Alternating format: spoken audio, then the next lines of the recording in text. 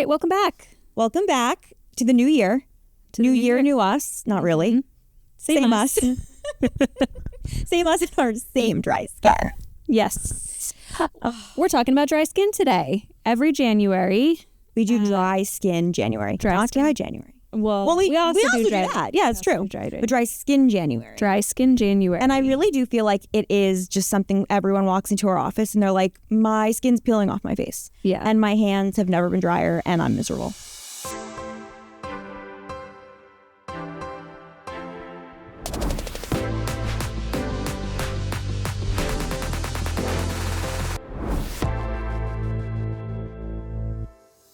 Yeah, it's particularly bad, I feel like, dry skin in the office environment. So bad. You've got the New York radiators going, and then you have poor air circulation and the cold air from outside.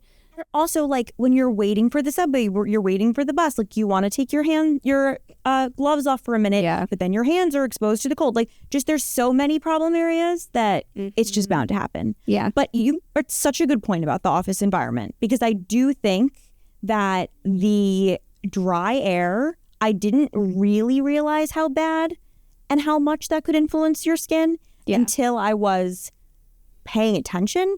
And then I was like, wow, like my skin suddenly feels like there's literally not a drop of moisture in it.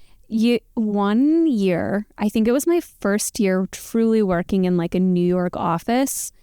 I had a full winter where almost every day somebody complimented or commented on my eyeshadow. And I was like, I'm not wearing any eyeshadow. What is going on? My eyelids had become so dry and irritated. They were red? They were constantly red. Oh, no. And there was no fix for it. They were itchy. They were red. They were scaly. And the eyelids being such like a thin, sensitive skin area on your face, I was like, I can't put anything there. That's crazy. That was incredibly notable.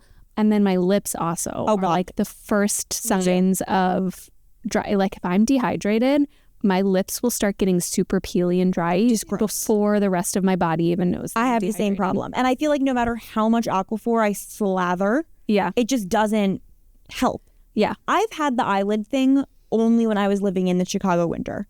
That's the only time I had it. Yeah. I've never had it otherwise. And I remember the first time it happened, I was like, there's something wrong. Like there's something so wrong. I thought I had like a disease. No, it's just that the cold is just killing blasting you in your face. Yeah. And that's crazy. And I use prescription acne medication, and that makes it just exacerbates it beyond. Yeah. Which everyone tells you that when you start the medication, you're like, oh yeah, like your skin's gonna be drier. I didn't really think much of it. I think I started the medicine in like the summer probably. Mm-hmm. And then winter comes and I'm like, wow, I need to find the thickest moisturizer that's ever been invented. Yeah. Because of how bad it is. What do you currently use? Do you switch moisturizers when you're from summer to winter? I do. And you're currently on your winter one. I'm currently on my winter one. What do you have? Well, my favorite every day is the Kiehl's, the Ultra Cream. I just love it. Do you get the big tub of it? Yeah. Oh, yeah. When that thing goes on sale, I buy like 2 of them because I slather it all over my face. And then also if I'm not wearing makeup, I put it on multiple times a day. Yeah. I love it because it's so lightweight, but it somehow is also so hydrating, which I feel like sometimes I don't believe it. I'm like, are you actually working? Because you're so lightweight, and then it really does. And I can wear makeup on top of it and it doesn't look weird or like get greasy or whatever. But then in the winter, more at night, I guess I switch. I love the Glossier Balm. It's like a white, like it almost feels like, I would say like a Vanny cream almost, but it's better for your face in my opinion than that. Like I like it better. Yeah. And you only need a little bit. It is so thick and it just leaves you looking like a glazed donut, which is what I want when I go to bed in the winter. Right. I love it. I discovered it during our moisturizer testing, our 100 best, and I have bought it like twice since. Oh, I like scraped the bottom of it. Oh, it's an empty. Yes. I have to say I really am a fan and I was shocked. Do you do anything else? Do you just do the thick moisturizers or do you do any other layering? Like do you have a recipe for moisturizers? Oh, that's a great question, a recipe. No, I don't really think I have a recipe. My big move is just to switch out to the thicker one. But I was on TikTok recently and I always get the really dry, like right here. Yes. Yeah. And then like around my eyes. And a dermatologist was saying that you should get like the Cicaplast, the Dr. Jart, and put it just in those spots, then layer on your moisturizer. I've never done it, but I'm going to do it this year because that feeling when you have the like teeny peely spots drives me crazy. Yeah. I just hate it. So that's my new move. That's going to be my 2026 Zoe. That's what I'm going to do. I love a good moisturizer recipe. I will layer specifically at nighttime. I don't do this much in the daytime because I am lazy in the morning and I'm like, as quick as I can get out the door, the better. Which is why I also have a full stock of moisturizers from our moisturizer testing at my desk. So that when I get into the office, slap on those eye masks, get to work on answering emails, do my little spritzes, my sprays. Morning. I love it. I look crazy when I'm at my desk in the morning, but people are jealous, I'm sure, if they see you. I would be jealous. Yeah. Sometimes I turn around and I've got like my little gingerbread eye masks on still, and it's probably terrifying. But I love a good moisturizer recipe. At nighttime, I'll do like a good hyaluronic serum and then layer on a thinner moisturizer, something that's going to like dig in a little bit. I don't know, that'll go in a little bit deeper, or a thicker one depending on if it's winter or not. And then we'll layer on like an Aquaphor or something like that to seal it in.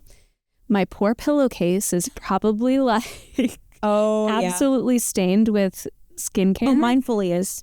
But I don't care. I like need it. And I do the same things with my lips. Like I'm very particular about my lip care, where I'll do like a hydrating lip product and then I'll layer on the Aquaphor. I'm basically 90% Aquaphor. I feel the same way. I was literally thinking about how much Aquaphor I buy a year because I think during Cyber Monday that enormous tub was on sale. Yeah. And I bought it. It doesn't matter that I have one in my pantry. Like I'm going to still go back to it, you know? Like I use that thing for everything.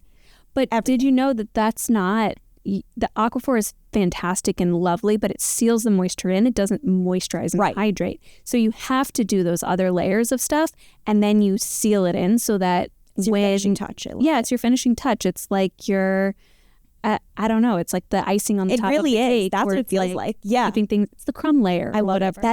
That's what it is. It's the dirty layer. Yes. The dirty layer. But it's so true about the lip situation because I fully switch out my lip products between the warmer months and the colder months. Like we've talked to dermatologists about this and they all say the little nice lip tint, the cute little gloss that you have, not cutting it in the winter. And I fully agree with that.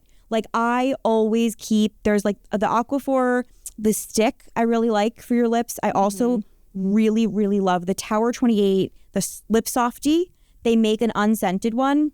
It's like a little orange tube. That's my favorite for, I always put it on before I go to sleep at night, but I buy an extra one and that's what I use during the day, during winter. Because that, I really feel like I go to bed with the crustiest, most chapped lips. Overnight, that thing fixes it. Like there's magic in that tube. I love it. Yeah. Do you have a favorite winter one?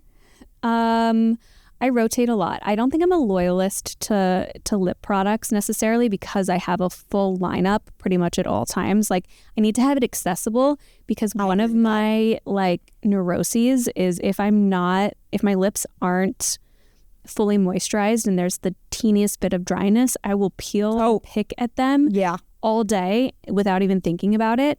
And so I need to have something steady to like take my attention. It's like a fidget lip balm. I understand that. To take my attention away from picking my lips and just like apply.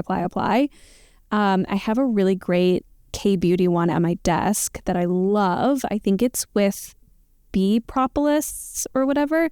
But the thing that I love is the packaging on it. It's like one of those ones that like you twist and the little bit comes out to make it a little bit more sanitary. I love that. I'll see if I can find it later, but it's like in a little yellow jar that I got in K-Town, and I love that one. I also have one that I love from Biosense that is really great. Some of my favorite ones are from U Beauty. Oh, I've heard good things. I've never tried those. But I don't like the tinted ones just because I like a lip balm tint. I want it to be very utilitarian. I agree with that. And I don't always want the tint with it because when I'm applying lip balm, I'm doing it so habitually and like haphazardly that like if it has a tint, I'm like looking like the Joker. but I need it to be like clear untinted. Yeah. Those are my main ones. I love, when talking about moisturizers, I love anything Dr. Jart. Anything with Sika is like my go-to. It's incredible. I need to buy that this year. That's what I'm going to use for my little I have a spray that are you works. a spray person? I love a good spray for I have to get into the too. sprays. I have one, but it's not, I wouldn't say it's as hydrating as I would like it to be, you know? I will say the Road Milk spray that they came out with this year, that one I love. I find that to be really refreshing and also moisturizing. That's my favorite one. It's like the trick with those is, with the sprays, is like I truly do think that they are sometimes all show and no function. Yes. Unless they have an ingredient like a Sika in it. 100%. Or, I have one at my desk that I love that I swear is going to get down to an empty at some point. I'm like 1/3 of the way left, but I was testing it for 100 best moisturizers, and then it just became in my regular rotation. It's the Violette Boom Boom Milk. Okay. And that one actually feels like a liquefied moisturizer where the consistency feels milkier, and so there does feel like there's a little bit more something going on. Going into my skin versus, just like a the water, basically. Well, yes, versus the water ones. I need to get on that. I also love, I can't say the brand name well, but the Avene. Oh, yes. They have a Sika moisturizer that I love. Okay. You tested good ones then. I tested great ones. You must have. Yes. Well, I gave so many of mine a 0. I didn't test the Avene one for 100 best. I bought it. Oh, you did? I was sent it and bought it simultaneously, and it comes in this tube, and I like that tube is almost out for those. I love that. Just like use so much of it. It's wonderful. Isn't it nice when you find something that you love so much and then you don't realize it's almost empty and you're like, wow, I loved it this much. Yeah. I didn't even realize how much I was using it. Yeah. That is always exciting to me. Yeah. I love that so much. I will say, when we did 100 Best, I tested the Summer Fridays, the jet lag mask. Yeah. And, you see it on social media all the time. I'm always skeptical of that kind of thing. I really loved it. I use that as like a sealant.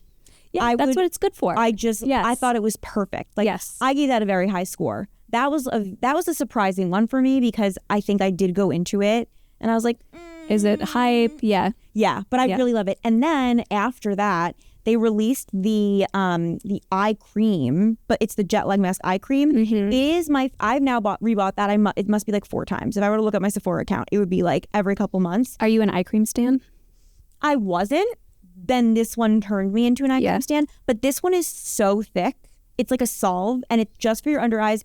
I only use it at night because I don't think makeup would look great on it. Mm-hmm. But that turned me into an eye cream stan. Yeah. That one changed my mind. Eye creams are very controversial. I know. I feel like even in our team we have different opinions. Yes, because there's 2 camps. There's the one camp that believes eye creams are a scam. Yes. They're overpriced. They're an overpriced moisturizer. In a teeny tiny tube. In a teeny tiny tube that you can get the same thing using your regular moisturizer, just be really delicate around the under eyes.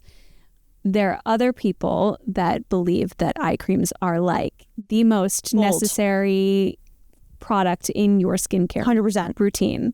So you fall into that. I now do. I used to be the person who thought it was a scam. My mom told me to use it for years. Yeah. I was like, I'm not using it. This is ridiculous. Why would I pay more for a moisturizer? Mm-hmm. Then I tested this one and I genuinely noticed a difference. Like, I felt like my under eyes were not getting as chapped, which I feel like they really do in the winter especially. And if I used it at night, when I woke up in the morning, like, it just looked fresher. Yeah. And that turned me into a stan. I also use the Glossier has a eye cream that I use during the day. Mm-hmm. That one I've also rebought a bunch of times. I really love that one because it's not fragrant. You are the most loyal customer. Okay. It's funny that I am to Glossier specifically. Yeah. Because I had never used their stuff. And then we tested it for 100 Best for moisturizers. Yeah. I started using the balm. And then I obviously went down a rabbit hole because now I have so much of their skincare. And I have bought it many times. Like Sephora, they know. They're like, all right, well, you like that. We're going to serve you this ad. And I'm like, it's a cart. Okay. Yeah. I'll try it now. What about hand cream? 'Cause that's my winter struggle. It doesn't matter how much hand cream I use. My hands are horrible. Like, they couldn't get worse. And I use gloves. I do all the things. I don't wash my dishes without gloves. That drives me crazy. That's a pet peeve of mine. Please, everyone, use gloves. It will save your hands. Grandma Zoe tells you. Seriously, I like to the day I die. Are you using gloves? Like, so important. Use the gloves outside. I do that. I use hand cream, unscented, unfragranced, all the things. I just feel like it doesn't matter. Yeah. Do you get it right into your knuckles? Bloody knuckles? No, it's more the top of my hands. Interesting. I don't get the bloody knuckles, but I have this tub of Cetaphil, their hand cream. Yeah. I think it's now like a year old because you only need a little bit. It's that greasy and like just spreads all over. That has been, I would say, the most successful thing I found so far. And even so, I feel like I struggle. Like, do you have a hand cream recipe? I don't have a hand cream recipe because I'm going to be the most obnoxious person on earth and be like, my hands are perfect. Okay, Lauren. My hands are not typically a dry point. I'm just like, my hands are so soft and silky. I actually don't have this problem next. I get comments all the time about how soft my skin is just naturally. I don't even put hand cream on. They do sometimes need it, but like I'm really bad about putting on hand cream. But I don't get like the bloody knuckles. Yeah. People in my family get the bloody knuckles. Like my sister. That gene. Thankfully, my sister gets them really bad where like every holiday, if she doesn't pack a travel hand cream with her, she's like suffering. Oh, yeah. And we have to feel the same.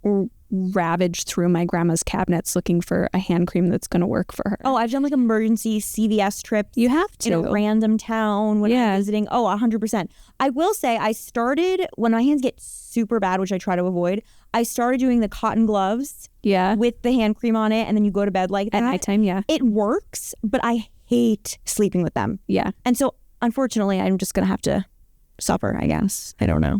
Yeah, I don't know terrible. What the, I mean, I think you could, in theory, do the same routine that you're doing on your face, on your hands, like serums. Like, have you ever done, if you do a face mask, like one of the sheet masks, and then you take the extra serum or solution within the pack, you can put that on the back of your hands. Oh, that's a good idea. That's my next experiment. Yeah, and then throw some moisturizer on them and, do all that. You could do like a hyaluronic acid on your hands. They make hand masks. Yeah, I've they never do. bought them. You should. This will be my year. Yeah, they also, I think, similar to feet, they have like dry hand masks. I need to try too, so that you're not like getting that creepy crawly feeling on your hands. 100%. That's what I like. I think I would be better about hand creams, especially during the winter, if I wasn't so texture sensitive. Mm-hmm. I like don't like my hands feeling overly greasy or wet or oily. Or then I'm like, trying to, type or do something. And then you get on your keyboard. Get on your keyboard. That drives me nasty. insane. Yeah, I already have so much stuff on my keyboard. I got crumbs on my keyboard. I've got like probably I have like dirt from the cats like running around. Yeah, it's the whole thing. I don't need moisturizer making everything stick more adhesively to my keyboard. Like I need to clean it. That's a different problem, I feel like. But yeah, it's truly like a very textury thing.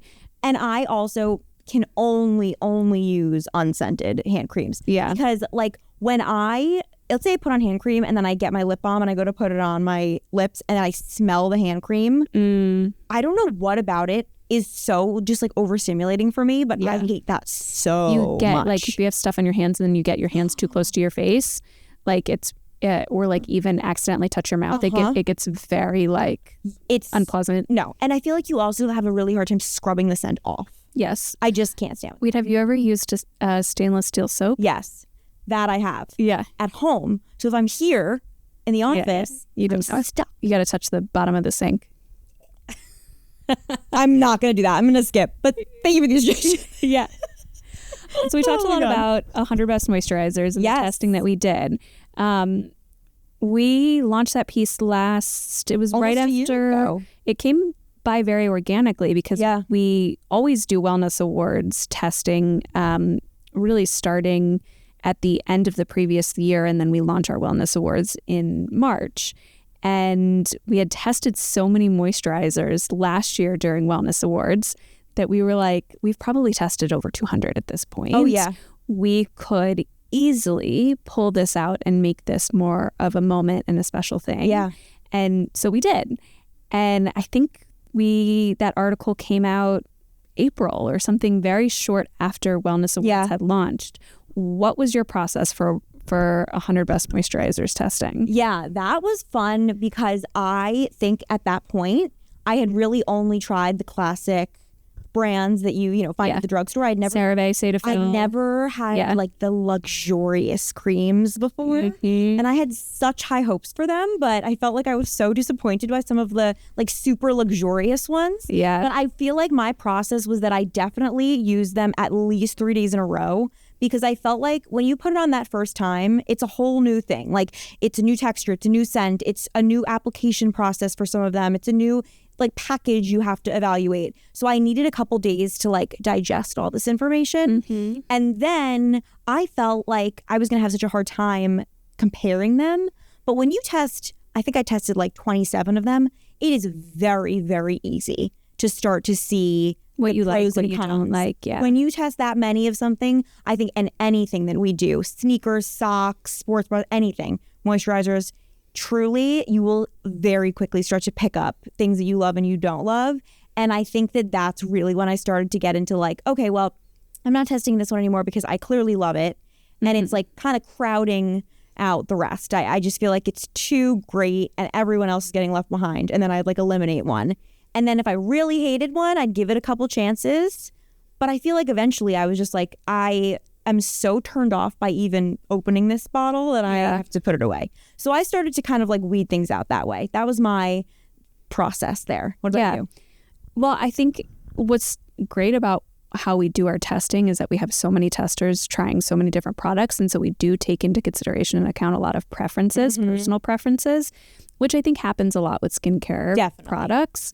But then also different skin types and different needs. Like, there were definitely some that I nixed because I was like, this is not what I need out of a moisturizer. This is not my personal preference out of a moisturizer. Maybe it was more of that, that solidified balm kind of texture.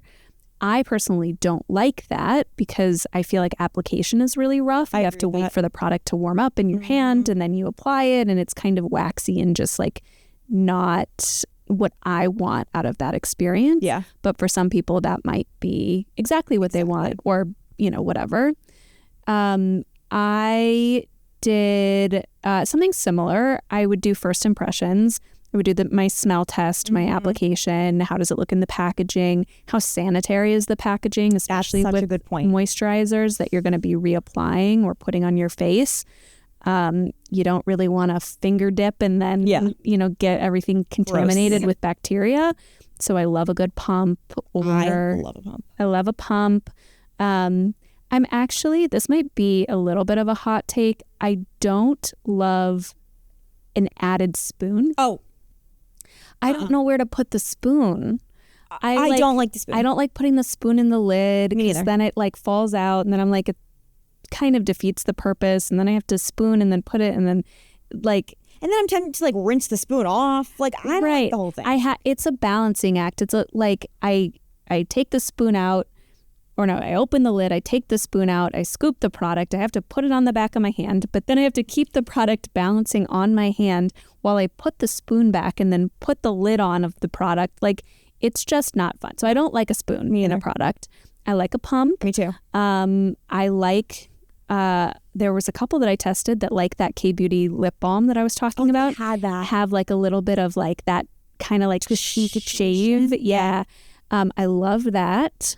So yeah, I would check for the sanitariness of the packaging, just the appeal of the packaging too. I'm a sucker for packaging, even though like a great product can come in terrible packaging.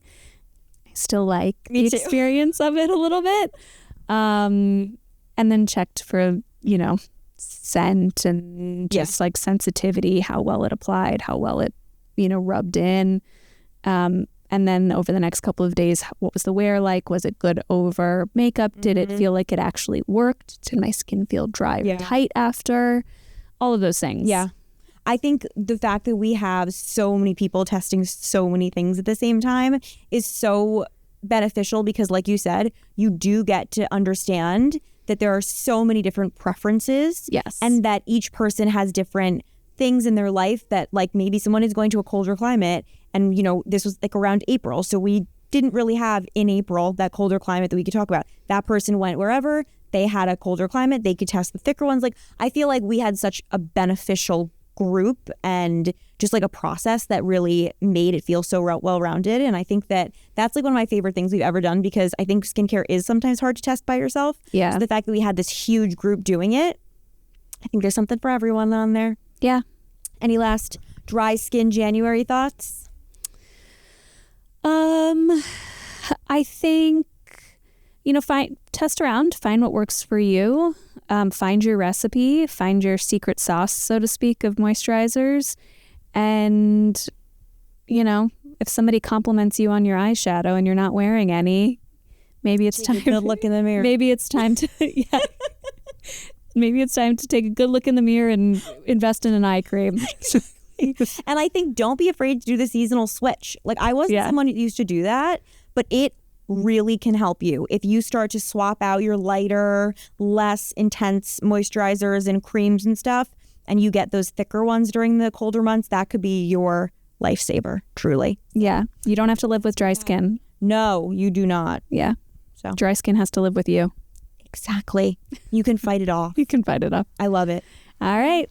Thank you for watching. See you next time.